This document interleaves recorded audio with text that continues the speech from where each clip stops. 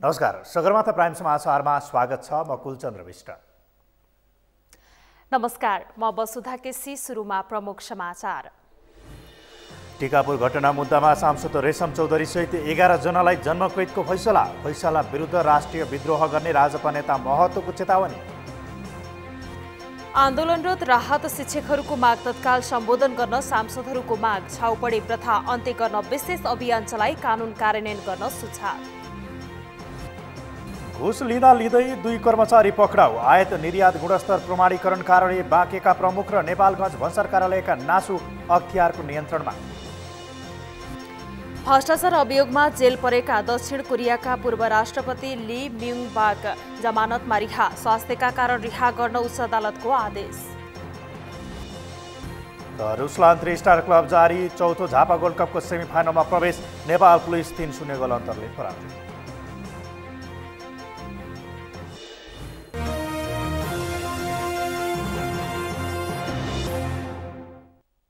Sagarmatha prime समाचार अब विस्तारमा। थरुवाट अर्थात् थारुवान र अखण्ड सुदूरपश्चिम आन्दोलनका क्रममा भएको टिकापुर घटना सम्बन्धी मुद्दामा कैलाली जिल्ला अदालतले सांसद रेशम चौधरी सहित 11 जनालाई जन्मकैदको फैसला सुनाएको छ। कैलालीबाट दिपेन्द्र भट्टको रिपोर्ट।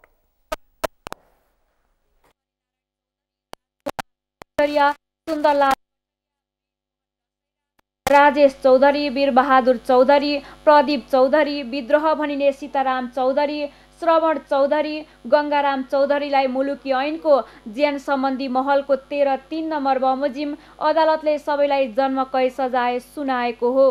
तर श्रवण चौधरी नाबालक भएकाले आधा अर्थात् 10 वर्ष मात्र सजाय तोकिएको छ।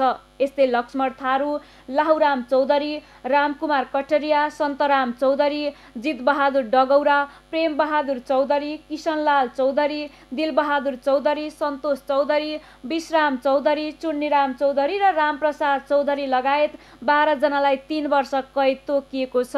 यी मध्ये चुन्कीराम बाहेक 11 जनाले कैद भुक्तानी गरिसकेकाले उनीहरूलाई बुधबारै छोड्न आदेश दिएको छ। यस्तै जिल्ला अदालत कैलालीले नुरुल अली जागा भनिने तोहावर अली जागा, विश्राम चौधरी र राम नरेश चौधरीलाई सफाई दिएको छ। करण चौधरीलाई बालबालिका ऐन 2048 को दफा 11(2) बमोजिम 6 महिना कैद हुने आदेश भएकोमा उनको पनि कैद भुक्तान भइसकेकाले थुना मुक्त गर्न भनिएको छ। फैसला अनुसार फरार रहेका 31 जनाको मुद्दा भने मुतलबमा रहनेछ। 3टा अभियोग थियो एउटै मुद्दामा बारहोसमा। यसमा 58 जना प्रतिवादी थियो। 58 जना प्रतिवादी मध्ये 31 जना चाहिँ फरार हैन, 27 जना चाहिँ अहिले पूर्व चेलबारी थुना भएको अवस्था। अनि यो चाहिँ 75/11/15 देखि निरन्तर सुनवाई भइरहेको थियो। बीचमा सार्वजनिक बिदा परेको अवधि बाहेक। र आज पूर्ण फैसला हाम्रो 196 पेजको पूर्ण पाठ सहितको फैसला आएको छ हैन। र यसको मैले समराइज गरेर यसलाई चाहिँ सूचना परिवर्तनको लागि हजुरलाई मैले जानकारी गराएको। यसमा चाहिँ के हो भने 11 जना प्रतिवादी हरिनारायण चौधरी, राजकुमार कटरिया, सुन्दरलाल कटरिया, बिर्जमोहन डगौरा, राजेश चौधरी, वीरबहादुर चौधरी, प्रदीप चौधरी, विद्रोह भन्ने सीताराम चौधरी, श्रवण चौधरी, गङ्गाराम डगौरा चौधरी र रेशमलाल चौधरीलाई चाहिँ मुलुकी ऐन ज्यान सम्बन्धी महलको 13 नम्बर बमोजिम जन्मकैदको सजाय हुने ठहर भएको छ। जिल्ला अदालत कैलालीका न्यायाधीश परशुराम भट्टराईको एकल इजलासमा फैसला सुनाइएको हो। सो मुद्दाबारे वादी र प्रतिवादी पक्षका कानुन व्यवसायी बीचको बहस मङ्गलबार सकिएको थियो। वादी तर्फबाट जिल्ला न्यायाधिवक्ता विष्णु पौडेल र सहायक न्यायाधिवक्ता लक्ष्मी शर्माले बहस गरेका थिए भने प्रतिवादी तर्फबाट वरिष्ठ अधिवक्ता गोपाल कृष्ण घिमिरे, अधिवक्ता हरि फुयाल, गङ्गाराम उपाध्याय, मिलन राई र गजेन्द्र केसी लगायतका कानुन व्यवसायीले बहस गरेका थिए। 2072 भदौ 7 गते थारूहट आन्दोलनकारी र प्रहरी बीच झडप हुँदा 8 प्रहरी सहित 1 नाबालकको ज्यान गएको थियो। घटना घटाएको अभियोगमा 58 जना विरुद्ध डाका चोरी, कर्तव्य ज्यान र ज्यान मार्ने उद्योग अन्तर्गत मुद्दा दायर भएको थियो। 58 जना मध्ये सांसद रेशम चौधरी, थारू नेता लक्ष्मण थारू, लाहुराम चौधरी सहित 27 जना हाल पूर्वपक्षको लागि थुनामै छन्। सगरमाथा टेलिभिजनका लागि कैलालीबाट दिपेन्द्र भट्टको रिपोर्ट। राष्ट्रिय जनता पार्टी नेपालले सांसद रेशमलाल चौधरीलाई जन्मकैदको सजाय तोक्ने जिल्ला अदालत कैलालीको फैसला मान्य नहुने चेतावनी दिएको छ। राष्ट्रिय जनता पार्टी नेपालका नेता राजेन्द्र महतोले जनताको प्रतिनिधिलाई जन्मकैदको सजाय दिने फैसला दिने जिल्ला अदालत कैलालीको फैसला मान्य नहुने चेतावनी दिनुभएको हो। पार्टीका सांसद चौधरीलाई जन्मकैदको सजाय दिने अदालतको सो फैसला अन्यायमाथिको पनि अन्याय भएको टिप्पणी गर्दै उहाँले त्यसविरुद्ध मुलुकमा राष्ट्रिय विद्रोह सुरु गर्ने घोषणा पनि गर्नुभयो। जनताको प्रतिनिधिमाथि यसरी जन्मकैदको फैसला गर्न मिल्छ? यो सरासर अन्याय, अत्याचार र अन्यायमाथिको पनि अन्याय भएकाले थारू जनजाति मधेसी मिलेर मुलुकमा राष्ट्रिय विद्रोह सुरु हुने नेता महतोको दाबी छ।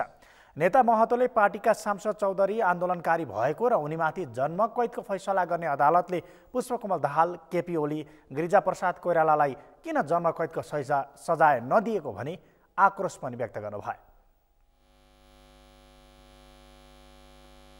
को अदालतको फैसला, अदालतले पनि अन्याय गर्यो भने उसको विरुद्धमा जनताले बोलेको छ। अब जनता बोलिरहेको छ।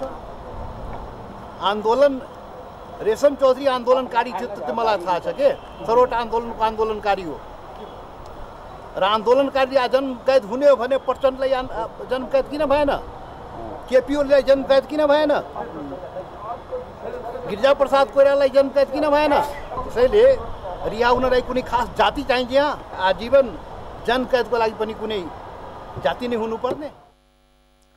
जिल्ला अदालत कैलालीले आज टिकापुर हत्याको घटनाका आरोपित सांसद चौधरी सहित 11 जनालाई जन्मकैदको सजाय दिने फैसला गरेको थियो। प्रतिनिधि सभाका सांसदहरूले आन्दोलनरत राहत शिक्षकहरूको माग तत्काल सम्बोधन गर्न सरकारसँग माग गरेका छन्। प्रतिनिधि सभामा प्रमुख प्रतिपक्षी दल नेपाली कांग्रेस, सत्तारूढ नेकपा, राष्ट्रिय जनता पार्टी नेपालका सांसदहरूले माध्यमिक शिक्षा परीक्षा सञ्चालन हुनु अघि नै राहत शिक्षकको माग सम्बोधन गरी सामुदायिक विद्यालयहरूको पठन पाठनको काम सुचारू गराउने वातावरण तत्काल बनाउन सरकारलाई सचेत समेत गराएका छन्।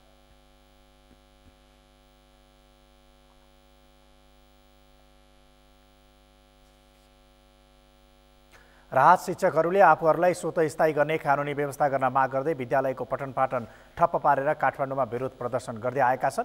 यसै क्रममा गत फागुन 20 गते सोमबार नयाँ बानेश्वरमा शान्तिपूर्ण आन्दोलनमा सहभागी भएका राहत शिक्षकहरूलाई प्रहरीले धरपकड गरेको थियो।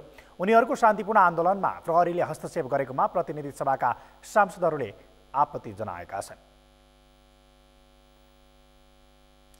छाउपडी प्रथाको अन्त्यका लागि सङ्घीय तहदेखि स्थानीय तहसम्म विशेष अभियान सञ्चालन गरी कानुन कार्यान्वयन गर्न माग गर्दै सङ्घीय संसदमा जरुरी सार्वजनिक महत्त्वको प्रस्ताव पेश भएको छ।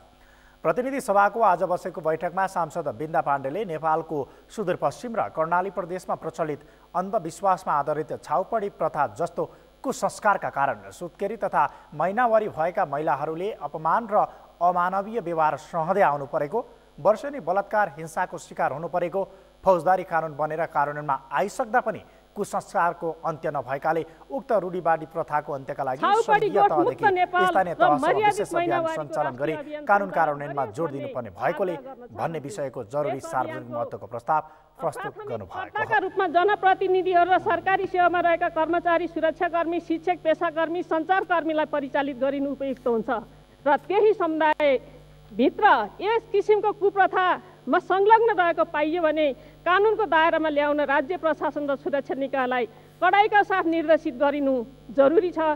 यस अभियानमा नागरिक समाज, गैर सरकारी सङ्घ संस्था र सञ्चार जगत समेतको समन्वय र सहकार्य आवश्यक छ। सांसदहरू रङ्गमती शाही, नरबहादुर धामी र लालबहादुर थापाले प्रस्तावको समर्थन गर्दै छाउपडी कुप्रथाबाट मुलुकलाई मुक्त गर्न केन्द्रीय स्तरदेखि स्थानीय तहसम्म विशेष महाअभियान सञ्चालन गर्नुपर्ने आवश्यकता औल्याए।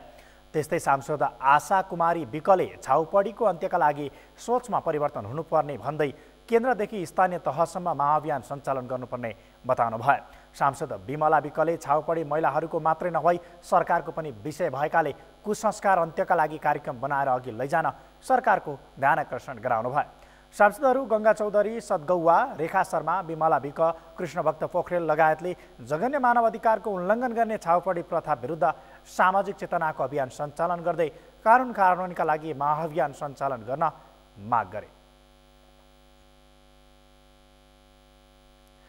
नयाँ शक्ति पार्टीका संयोजक बाबुराम भट्टराईले स्थानीय तह र प्रदेशमा कर्मचारीको अभाव एवं प्रदेश नामाकरणमा सर्वसाधारणको असन्तुष्टि रहेको बताउनु भएको छ।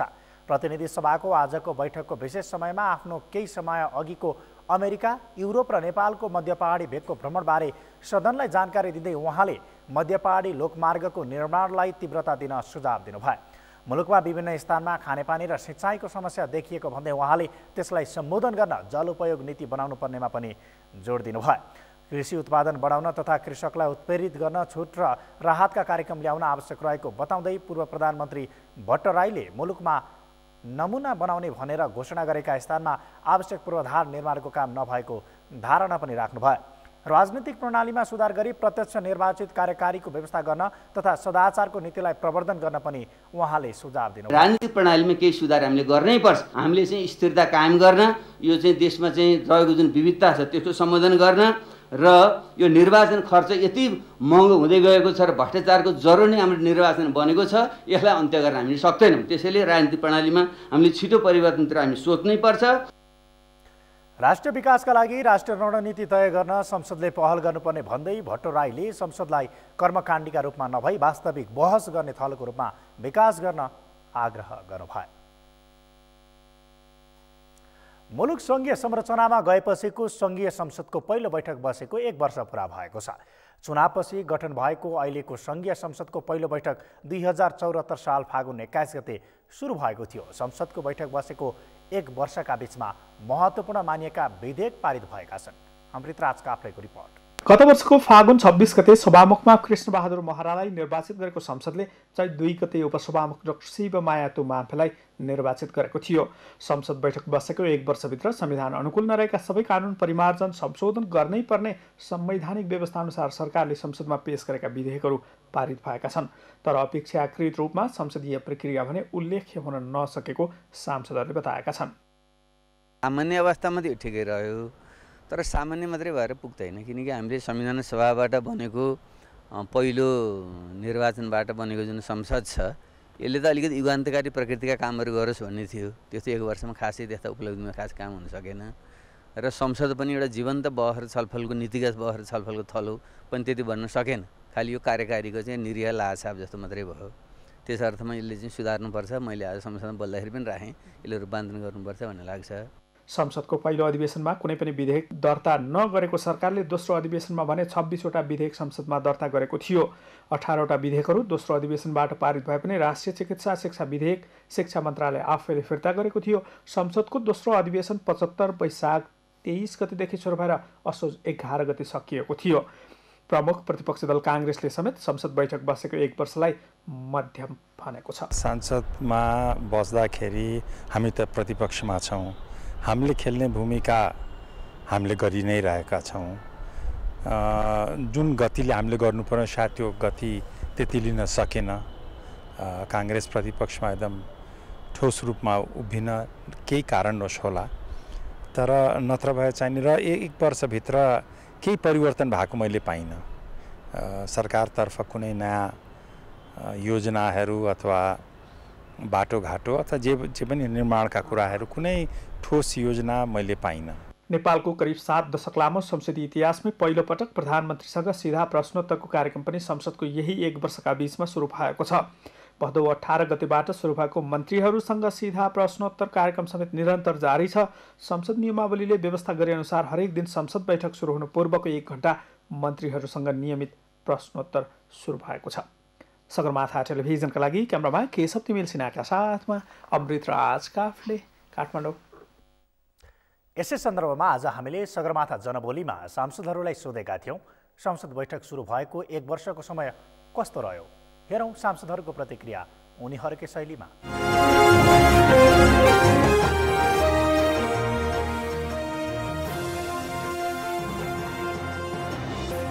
संसदको अहिले पहिलो 1 वर्ष त हामी विद्यमान ऐन नियम कानुनहरू संविधान अनुकूल बनाउने, कानुनमा परिमार्जन गर्ने यो काम एकदम रफ्तारले गयो। अरू धेरै पक्षमा पनि हामीले नयाँ तिथि निर्माण गर्नुपर्ने, नयाँ सिस्टम निर्माण गर्नुपर्ने यतातिर यो पहिलो आधार वर्ष नै हो। यो हामी जुन सङ्घीय लोकतान्त्रिक गणतन्त्र नेपालको यो यात्रामा अगाडि बढेका छौँ। यसले संविधानत व्यवस्था गरिएका धेरै कुराहरूलाई व्यवस्थित गर्नुपर्ने, ऐन नियम कानुनद्वारा गर्नुपर्ने थियो, त्यो लगभग अन्तिम चरणमा सकियो, राम्रो भयो। संसदको भित्रको कुरा गर्ने हो भने म यो सरकारको कुरा गरेँ होइन, भित्रको कुरा गर्ने हो भने वास्तवमा उठेका मुद्दाहरू हैन विभिन्न विधायकहरू अथवा तपाईँका जुन मधेसीको थारूको जुन मुद्दाहरू छन् चाहे नागरिकताको कुरा गरौँ हैन त्यसलाई चाहिँ हेलचक्राइ गर्ने आफ्नो चाहिँ इन्ट्रेस्टको कुरा अगाडि ल्याउने मैले देखेको यही हो। अब हामी सङ्घीय लोकतान्त्रिक गणतन्त्रको संसदीय पद्धति र प्रक्रियामा छौँ, संसदीय व्यवस्थामा छौँ र नेपाली काङ्ग्रेस संसदीय व्यवस्थामा विश्वास गर्दछ र नेपालमा जुन खालको भौगोलिक, जातीय, धार्मिक, सामाजिक, सांस्कृतिक र भाषिक विविधता छ यो विविधताहरूलाई संसदीय व्यवस्थाले सहजतापूर्वक सम्बोधन गर्न सक्छ भन्ने हाम्रो विश्वास हो। यस जनबोलीका प्रायोजक हो आफ्नो विश्वास हो त्रिशक्ति सिमेन्ट।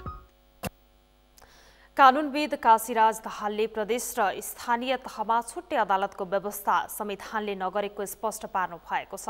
कानुनविद दाहालले सर्वोच्च अदालतको कार्यबोझलाई ध्यानमा राखेर संविधानले विशेष अदालतको पनि गठन गर्न सकिने व्यवस्था गरेको पनि स्मरण गराउनु भयो।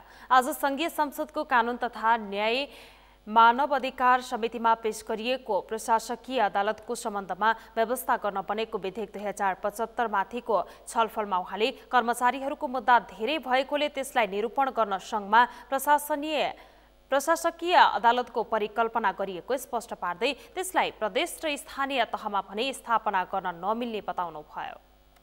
यो कर्मचारीको मुद्दाको कारणले किन बोझिलो हो भन्दाखेरि सरुवा भएको हुन्छ, 2 वर्षसम्म सरुवा गर्न पाइँदैन भन्ने, अनि सरुवा गरेको मिलेन भनेर अन्तरिममा जान्छ, प्रशस्त बहस हुने, हप्ता दिनसम्म लाग्ने, अन्तरिम जारी हुने, त्यसलाई फेरि सुनवाई गर्नुपर्ने, भ्याकेटमा जाने कारणले त्यो बोझिलो भइरहेको हो। र सर्वोच्च अदालत आफैले के अनुभूति गर्यो भने यस्ता मुद्दाहरू छुट्टै सेपरेट कोर्टमा राखिदिन पायो भने हामी त महत्त्वपूर्ण संवैधानिक व्याख्यामा, महत्त्वपूर्ण नागरिक हक अधिकारमा हामी चाहिँ केन्द्र सक्छौँ, त्यसैले सेपरेट हुनुपर्छ भन्ने कारणले यो उठिरहेको प्रश्न हो। कानुनविद दाहालले विज्ञताका आधारमा न्याय दिन पनि विश्वका विभिन्न मुलुकमा विशेष अदालतहरूको व्यवस्था गरिएको पनि समितिलाई जानकारी गराउनु भयो। उहाँले न्याय सेवालाई सस्तो, सहज र जनताको पहुँचमा पुर्याउन पनि विषय केन्द्रित अदालतहरूको स्थापना गर्न प्रचलन अमेरिका, बेलायत, जर्मनी लगायतका मुलुकहरूमा पनि रहेको उल्लेख गर्नुभयो। बैठकमा समितिको सदस्यहरूले प्रशासकीय अदालत प्रदेश र स्थानीय तहमा रहने कि नरहने स्पष्ट पार्न सरकारसँग काठमाडौँमा चाहिँ अदालत केही विषयमा प्रदेशमा चाहिँ इजलास राख्ने यो फरक स्वाभाविक हो कि के हो, यसलाई कसरी लिने, यसबारेमा कुन ढङ्गले हामीले हेर्नु पर्ला, एउटा त सरकारको यसमा विचार आउनु पर्यो फेरि। सरकारले समितिमा पेश गरेको विधेयकमा काठमाडौँमा मात्र विशेष अदालत राख्ने प्रावधान राखिएको छ। कानुनविद दाहालले सर्वोच्च अदालतले मात्रै बोझ थान्न नसक्ने भएपछि सरकारले संवैधानिक व्यवस्था अनुसार कर्मचारीको मुद्दा हेर्न छुट्टै प्रशासकीय अदालतको व्यवस्था गर्न लागेको पनि स्पष्ट पार्नुभयो। राष्ट्रिय योजना आयोगको समृद्ध नेपाल सुखी नेपाली बनाउने राष्ट्रिय लक्ष्यलाई पूरा हुने गरी तय गरेको 25 वर्षीय दीर्घकालीन सोच सहितको 15औं आयोजनाको आधारपत्रमाथि छलफल सुरु गरिएको छ। राष्ट्रिय योजना आयोगको समृद्ध नेपाल सुखी नेपाली बनाउने राष्ट्रिय लक्ष्यलाई पूरा हुने गरी तय गरिएको दीर्घकालीन सोच सहितको 15औं योजनाको आधारपत्रमाथि अर्थविद र योजनाविदहरूसँग आजबाट छलफल सुरु भएको हो। उच्च आर्थिक वृद्धि दर हासिल गरी नेपाली जनताको समृद्धि, समुन्नति र सुखको चाहनालाई पूरा गर्न 25 वर्षीय दीर्घकालीन सोच सहितको 15औं योजनाको आधारपत्र तय गरिएको राष्ट्रिय योजना आयोगका सहसचिव खोमराज कोइरालाले जानकारी दिनुभयो। आधारपत्रमा संविधानको पूर्ण कार्यान्वयन गर्न सङ्घ, प्रदेश र स्थानीय तहबीच सहकार्य गर्दै मुलुकलाई समृद्ध र समुन्नत बनाउने संकल्प पनि गरिएको छ। संविधानमा रहेका प्रावधानहरू, मौलिक हक, यसका निर्देशक सिद्धान्तमा रहेका प्रावधानहरू अनि सहकारिता, सह-अस्तित्व र समन्वयमा आधारित संहिताको अवधारणा छ र यसका अनुसूचीमा रहेका प्रावधानहरूलाई सम्पूर्णतामा कार्यान्वयन गर्न दीर्घकालीन सोचको आवश्यकता रहेको छ। उच्च आर्थिक वृद्धिसहित अर्थव्यवस्था समाजवाद बनाउँदै नेपाली जनताको समृद्धि र सुखको चाहना पूरा गर्न जुन समृद्ध नेपाल सुखी नेपालीको हाम्रो राष्ट्रिय लक्ष्य छ त्यसलाई पूरा गर्न दीर्घकालीन सोचको आवश्यकता रहेको छ। आयोगले तयार पारेको आधारपत्रमा समृद्ध नेपाल र सुखी नेपालीको मार्गचित्र पनि प्रस्तुत गरिएको छ। 15औं योजनाको 5 वर्षभित्र समृद्धि र सुखको सिर्जना, 10 वर्षभित्र समृद्धि र सुखमा तीव्रता तथा अर्को 10 वर्षमा समृद्धि र सुखको दिगोपनाका विषयमा जोड दिने पनि आधारपत्रमा उल्लेख गरिएको आयोगका सहसचिव कोइरालाले बताउनुभयो। यही विषयमा सम्बन्धित क्षेत्रका विज्ञहरूसँग परामर्श सुरु गरिएको पनि आयोगले जनाएको छ। आयोगले तयार पारेको आधारपत्रमा प्रादेशिक र स्थानीय अर्थतन्त्र व्यवस्थित तथा आधुनिक शहरीकरण, गुणस्तरीय मानव पुँजी निर्माण र पूर्ण उपयोग जलविद्युत उत्पादन तथा हरित अर्थतन्त्र, गुणस्तरीय पर्यटन सेवा र कृषि, वन र उद्योगको उत्पादनमा उच्च वृद्धि गर्ने लक्ष्य राखिएको छ। सत्तारूढ दल नेपाल कम्युनिस्ट पार्टी नेकपाका नेता वामदेव गौतमले मुलुकको समृद्धिको अभियानमा सहकार्य गरेर अघि बढ्न प्रमुख प्रतिपक्षी दल नेपाली कांग्रेसलाई आग्रह गर्नुभएको छ।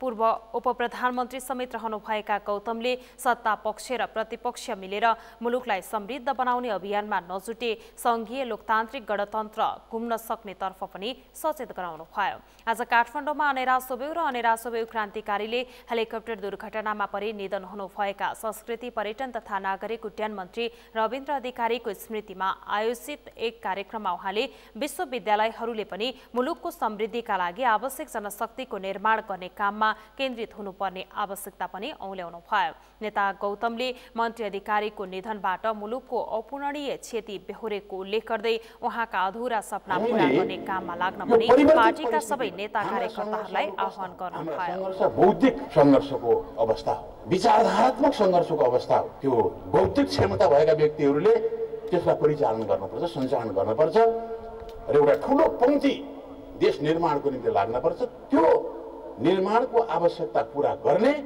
मानव शक्ति विश्वविद्यालयले तयार गर्नुपर्छ। कार्यक्रममा अनेरा सोबेउले स्वर्गीय अधिकारीको नाममा पार्क स्थापना गर्ने घोषणा पनि गरेको छ। अनेरा सोबेउकी अध्यक्ष नवीना लामाले संगठनका पूर्व अध्यक्ष समेत रहनुभएका स्वर्गीय अधिकारीको नाममा अक्षय कोष खडा गर्न 1 लाख रुपैयाँ आर्थिक सहायता दिने घोषणा पनि गर्नुभयो। प्रधानमन्त्री केपी शर्मा ओली नियमित स्वास्थ्य परीक्षणका लागि शिक्षण अस्पताल भर्ना हुनुभएको छ। नियमित स्वास्थ्य परीक्षणका लागि प्रधानमन्त्री ओली त्रिवी शिक्षण अस्पताल परिसरमा रहेको मनमोहन कार्डियोथोरासिक एन्ड भास्कुलर सेन्टरमा भर्ना हुनुभएको हो। प्रधानमन्त्रीको उपचार एवं परीक्षण प्राध्यापक डाक्टर अरुण सायमेको संयोजकत्वमा भइरहेको उहाँले बताउनुभयो। उहाँको स्वास्थ्य स्थिति सामान्य रहेको शिक्षण अस्पतालले जनाएको छ। प्रधानमन्त्री ओलीको मुटुको नियमित परीक्षणका लागि एक दिन भर्ना गरिएको डाक्टर सायमीले जानकारी दिनुभयो। उहाँलाई अहिले हामीले भर्ना गरेको चाहिँ यो एउटा नियमित परीक्षणको लागि हैन, वर्षमा बाहिर गएर परीक्षण गरिरहेको। अब यो धेरै भयो नगएको, त्यसकारण सबै उहाँको किडनीको, मुटुको अरू सबै अवस्था कस्तो छ भनेर हामीले चाहिँ आज एक दिन राखेर सबै परीक्षण हामी गर्दैछौँ। उपचारका क्रममा थप केही परीक्षण गर्न उपयुक्त देखिएकोले चिकित्सकहरूले अब्जर्भेसनमा राखिएको पनि सेन्टरले बताएको छ।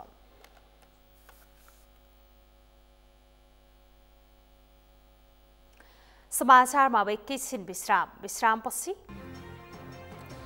घुस लिँदै 2 कर्मचारी पक्राउ। आयात निर्यात गुणस्तर प्रमाणीकरण कार्यालय बाँकेका प्रमुख र नेपालगञ्ज भन्सार कार्यालयका नासो अख्तियारको नियन्त्रणमा। कर्णाली प्रदेशको पहाडी जिल्ला डोल्पामा लगातार हिमपात, 5 देखि 6 फिटसम्म हिउँ जम्यो, जनजीवन अस्तव्यस्त। र भ्रष्टाचार अभियोगमा जेल परेका दक्षिण कोरियाका पूर्व राष्ट्रपति ली म्युङ बाक जमानतमा रिहा, स्वास्थ्यका कारण रिहा गर्न उच्च अदालतको आदेश।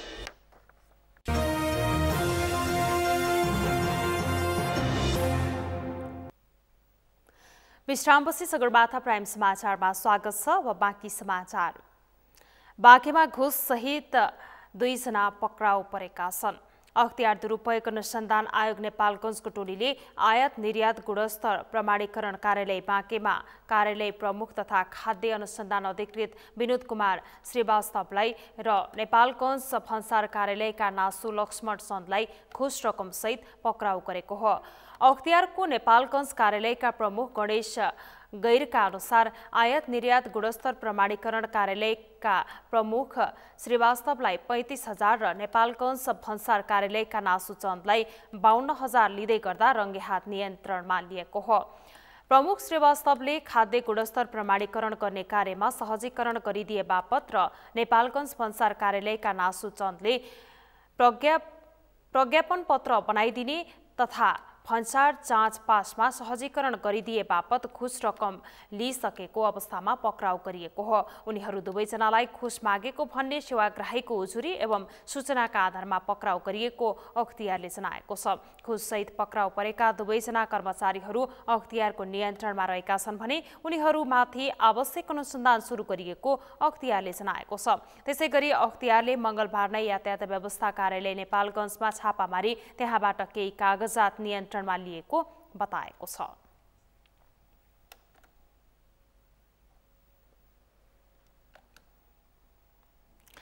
कर्णाली प्रदेशको विकट पहाडी जिल्ला डोल्पा, जहाँ विकासका आधारभूत पूर्वाधार छैनन्, विकासका आधारभूत पूर्वाधार नहुँदा आपद विपदमा पनि यहाँका बासिन्दा समस्यामा पर्दछन्। लगातारको हिमपातपछि डोल्पावासी अहिले अप्ठ्यारोमा परेका छन्। बद्री पन्तको रिपोर्ट। डोल्पा सदरमुकाम दुनै लगायतका स्थानमा झन्डै 3 फिट हिउँ जमेको छ। वरिपरिका डाँडाकाँडामा करिब 5 देखि 6 फिटसम्म हिउँ जमेको हो। हिउँ पर्दा बालीनाली सप्रिने र अनिकाल नलाग्ने विश्वासमा दङ्ग परेका सर्वसाधारण अहिले भने निराश छन्। यो वर्ष 17औं पटकसम्म लगातार हिउँ परेपछि सर्वसाधारणको स्वास्थ्य नै जोखिममा परेको छ। गत फागुन 14 गते परेको हिउँ अझै नपग्लिँदा चिसो घटेको छैन। 31 वर्षपछि भारी मात्रामा भएको हिमपातले चौपायादेखि आम मानिसको जीवन नै अस्तव्यस्त हुन थालेको छ, जसले हिँडडुलदेखि खानपान र पठन पाठनमा समेत असर परेको छ। तुलनात्मक रूपमा हेर्दाखेरि यो 20-25 वर्षकै अवधिभित्रमा एकदम बढी परेको हो। अहिले अब करिब 3.5 फुट 4 फुट जति यही मुर्तिचुला गाउँपालिकाकै अब भूगोल वरिपरि नै हिमपात परिरहेछ, हिमपात भइरहेछ। काम गर्न विकासे कामहरू पनि ठप्पैको अवस्था छ र विद्यालय पनि अब खोल्न पठन पाठन गर्न पनि कठिन परिस्थिति भइरहेछ र तमाम बाहिरबाट आउनुपर्ने अब कर्मचारी शिक्षकहरू पनि अब बीच बाटोमै अलपत्र हुनुहुन्छ भन्ने पनि खबर आइरहेछ। हिमपात र वर्षाका कारण डोल्पामा धेरै नै ठण्डी बढेको सर्वसाधारणहरू बताउँछन्। चिसो बढेपछि उपल्लो डोल्पाको जनजीवन प्रभावित भएको छ। हिउँको कारण चौरी, भेडा बाख्रा, गाई लगायतका चौपाया समेत मरेको कृषकहरू बताउँछन्। निस्किनै बाहिर दिसा पिसाब जानै पनि गाह्रो, लक्ष्मी पशु वस्तुलाई घाँस हाल्नु पनि गाह्रो भएको छ। गाईहरू वस्तुहरू मरेर बिहाल्छ। यो हिउँले अहिले चाहिँ एकदम गाह्रो बनाइरहेछ। विद्यालय पनि चलेको छैन, बिजुलीहरू पनि आएको छैन, घरबाट बाहिर निस्किने एकदम गाह्रो छ। घट्ट पानी पात गर्नु हामीलाई एकदम समस्या छ।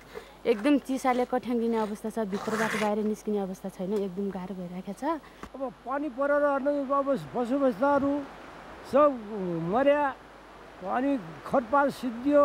डोल्पाको ठुलीभेरी, त्रिपुरा, जगदुल्ला, मुड्केचुला, फोक्सुन्डो, डोल्पो, बुद्ध, काइके, छार्क, तानसेन लगायतका विभिन्न ठाउँमा बाक्लो हिमपात भएको हो। लगातारको हिमपात पछिको पहिरोले 100 वाट क्षमताको जैरीगाड साना जलविद्युत आयोजनाको नहर समेत बगाएपछि स्थानीयवासी 7 दिनदेखि अन्धकारमा बस्न बाध्य छन्। जैरीगाड जलविद्युत आयोजनाको विद्युतबाट 1400 घर परिवार लाभान्वित हुँदै आएका थिए। हिमपातका कारण टेलिफोन, मोबाइल तथा इन्टरनेट सेवा समेत अवरुद्ध भएको छ। सगरमाथा टेलिभिजनका लागि डोल्पाबाट फर्किएपछि बद्री पन्तको रिपोर्ट। जब VVIP अर्थात् अति विशिष्ट पदाधिकारी औपचारिक तथा अनौपचारिक कार्यक्रममा निस्कन्छन् तब सडकमा सवारी व्यवस्थापनमा ताण्डव नै देखिन्छ। सर्वसाधारणले अनावश्यक शास्ति भोग्नुपर्छ। न घाम, न पानी, न हावा, न धुलो, अनेक कष्ट सहँदै सडकमा घण्टौँसम्म जाममा बस्नु पर्दा VVIP प्रतिको जनाक्रोश बढ्न थालेको छ। जुन आक्रोश सर्वसाधारणले मंगलबार साँझ राष्ट्रपतिको सवारीका क्रममा सडकमा पोखे। एक रिपोर्ट।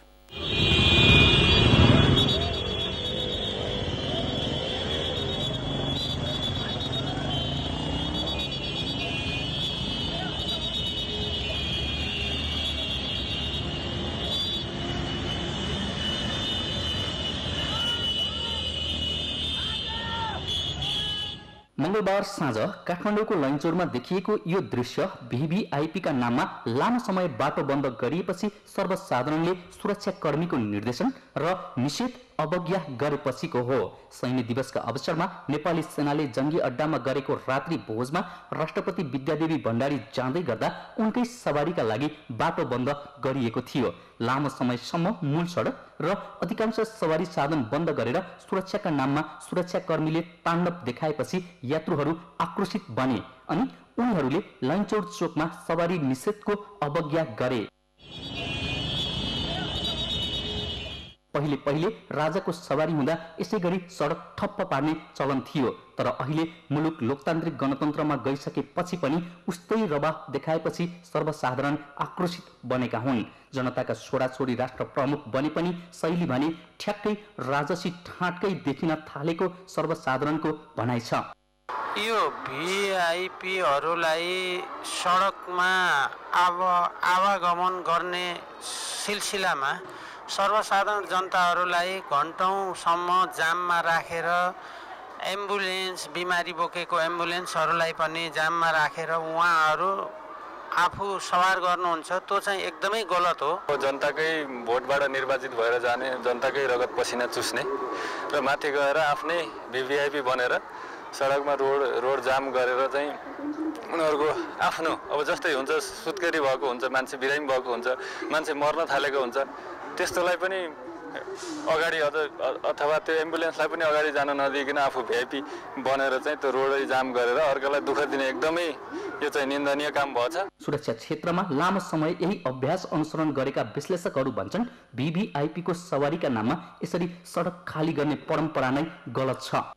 विशिष्ट महानुभावहरू कुनै पनि कार्यक्रममा जाँदाखेरि सकभर चाहिँ नि सडक प्रयोगकर्ताको सुविधालाई चाहिँ ध्यान दिनुपर्छ, तर नेपालमा चाहिँ त्यो देखिया छैन।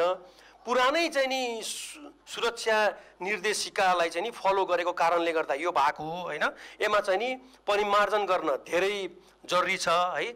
हुन त अति विशिष्ट र विशिष्ट पदाधिकारीको सुरक्षा सम्बन्धी निर्देशिका 2070 अनुसार सुरक्षा व्यवस्थापन सहज र भरपर्दो पार्ने काम सुरक्षाकर्मीको हो, तर यसले सर्वसाधारणको दैनिकीमा पारिरहेको असरको आजसम्म कसैले वस्तुपरक विश्लेषण गरेको छैन। यता ट्राफिक प्रहरी भने सर्वसाधारणलाई शास्ति नहुने गरी विगतको परम्परा अनुसार नै ट्राफिक व्यवस्थापन मिलाएको दाबी गर्छ। विशिष्ट व्यक्ति अति विशिष्ट व्यक्तिहरूको आवागमनलाई सुचारू सञ्चालन गर्नका निमित्त र दुर्घटना न्यूनीकरण नहुनका निमित्त ट्राफिक प्रहरी सजग छ, त्यही अनुसार ट्राफिक व्यवस्थापन मिलाइएको छ। भनिरहनु पर्दैन VVIPको सुरक्षाको प्रत्याभूति हुनु जरुरी छ, तर सुरक्षा त्यसरी गरियोस् कि जसले जनतामा नकारात्मक प्रभाव नपारोस्। विशिष्ट महानुभावहरूलाई चाहिँ नि सुरक्षामा कन्जुसाइ चाहिँ नि गर्नुहुन्न, सुरक्षा दिनुपर्छ, तर नर्मल अवस्था छ भने सर्वसाधारणको सुविधालाई ध्यानमा राखेर उहाँहरू मुभमेन्ट गर्ने सडकमा एकतर्फी सवारी चाहिँ नि सञ्चालन गर्दा चाहिँ नि कुनै पनि अप्ठ्यारो चाहिँ हुँदैन, तर सूचनामा चाहिँ नि अप्रोच चाहिँ नि हुनुपर्छ। विश्वका अधिकांश मुलुकमा जनताको सुविधालाई केन्द्रमा राखेर विशिष्ट पदाधिकारीहरूको सवारी व्यवस्थापन गरिएको हुन्छ, तर नेपालमा भने उनीहरूको रवाफकै लागि सर्वसाधारणलाई शास्ति दिने परम्परा स्थापित जस्तै बनेको छ। उसो भए के जनतालाई घण्टौं शास्ति दिएर सडकमा उभ्याउनु र ट्राफिक व्यवस्थापन अस्तव्यस्त बनाउनु भरपर्दो सुरक्षा व्यवस्थापन हो त? जिम्मेवार पदाधिकारीले समीक्षा गर्नै पर्छ। नेपाल स्थित भारतीय दूतावास र भारतकै central building research institute CBRI बीच नेपालका 72वटा शैक्षिक संरचना पुनर्निर्माण गर्ने सम्झौता भएको छ। आज काठमाडौँमा आयोजित कार्यक्रममा भूकम्प प्रभावित 7 जिल्लाका 70वटा विद्यालय र काठमाडौँ उपत्यकाका 2 ठूला पुस्तकालय पुनर्निर्माणका लागि परामर्श सेवा सम्बन्धी समझदारी भएको हो। सम्झौतामा भारतीय राजदूतावासका नियोग उपप्रमुख डाक्टर अजय कुमार र CBRIका तर्फबाट टिम लिडर डाक्टर पूर्णिमा परिदाबीच हस्ताक्षर भएको छ। सम्झौतासँगै CBRIले गोर्खा, नुवाकोट, धादिङ, दोलखा, काभ्रेपलाञ्चोक, रामेछाप तथा सिन्धुपाल्चोक गरी 7 जिल्लाका 70 उच्च माध्यमिक विद्यालय एवं त्रिभुवन विश्वविद्यालयको केन्द्रीय पुस्तकालय तथा राष्ट्रिय पुस्तकालयको पुनर्निर्माणका लागि डिजाइन तथा परियोजना व्यवस्थापन परामर्श सेवा प्रदान गर्नेछ।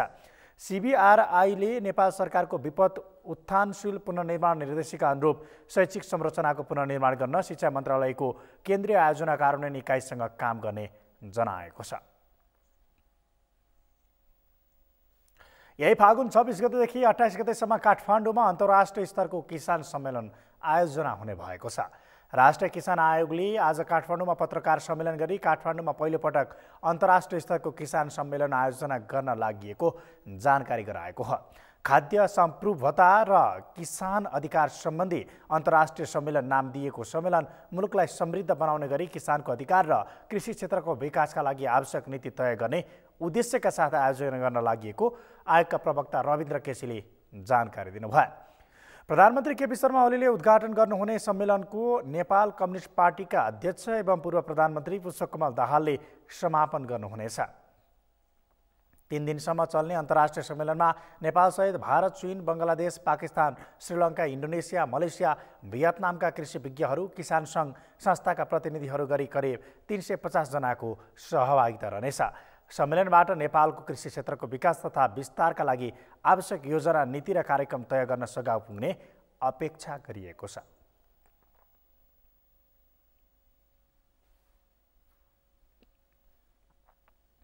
सगरमाथा प्राइम समाचारमा पुनः एकैछिन विश्रामपछि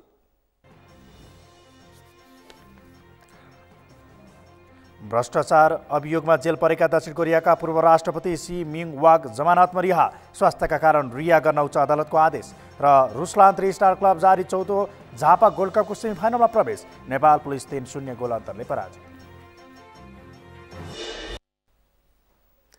अब पालो अर्थ समाचारको। अर्थ समाचारका प्रायोजक हो आफ्नो विश्वास हो त्रिशक्ति सिमेन्ट। अर्थमन्त्री डाक्टर युवराज खतिवडाले दीर्घकालीन प्रकृतिका विकास आयोजनाहरूमा लगानी गर्न बैंक तथा वित्तीय संस्थाहरूलाई आग्रह गर्नुभएको छ। अर्थमन्त्री खतिवडाले व्यावसायिक क्षेत्रको लगानीमा देखिएको अभाव हटाउन पनि बैंक तथा वित्तीय संस्थाहरूले दीर्घकालीन प्रकृतिका विकास आयोजनाहरूमा लगानी गर्नुपर्ने आवश्यकता औल्याउनु भयो। आज काठमाडौँमा नेपाल पूर्वाधार बैंक लिमिटेडको उद्घाटन गर्दै उहाँले मुलुकमा दीर्घकालीन प्रकृतिको विकास आयोजनाहरूका लागि पुँजी र शक्ति दुवै आवश्यक रहेको उल्लेख गर्दै त्यो अभाव पूर्ति गर्ने दिशामा अघि बढ्न पनि बैंक तथा वित्तीय संस्थाहरूलाई सचेत गराउनु भयो। अर्थमन्त्री खतिवडाले बैंक तथा वित्तीय संस्थाहरूले छिटै मुनाफा लिने होडमा मात्रै ध्यान केन्द्रित गर्न नहुने पनि स्मरण गराउनु भयो। अब पालो खेल समाचार।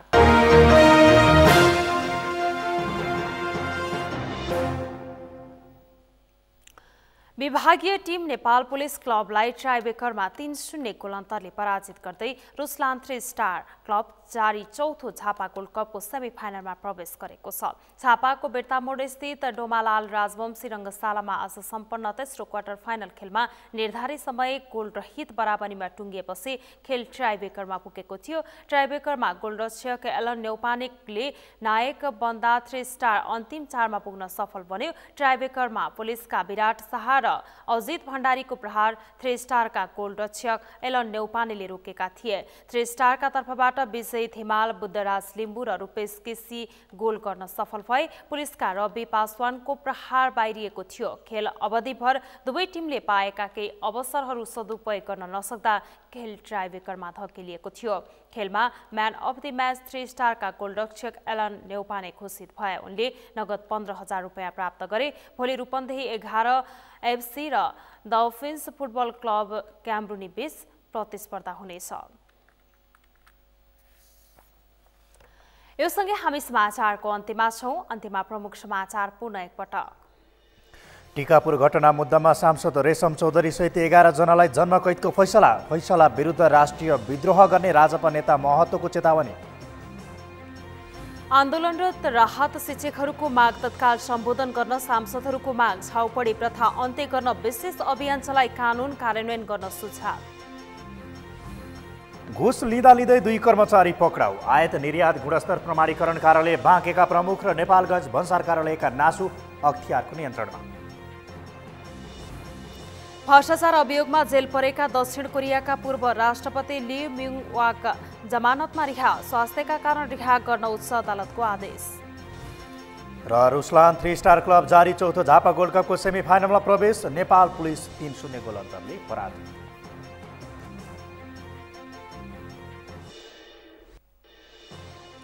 हौस् त सगरमाथा प्राइम समाचार अहिलेलाई सकियो। तपाईँ समाचार बुलेटिनका साथै सगरमाथा टेलिभिजनका सम्पूर्ण कार्यक्रम www.sagarmatha.tv मा प्रत्यक्ष पढ्न र हेर्न सक्नुहुनेछ।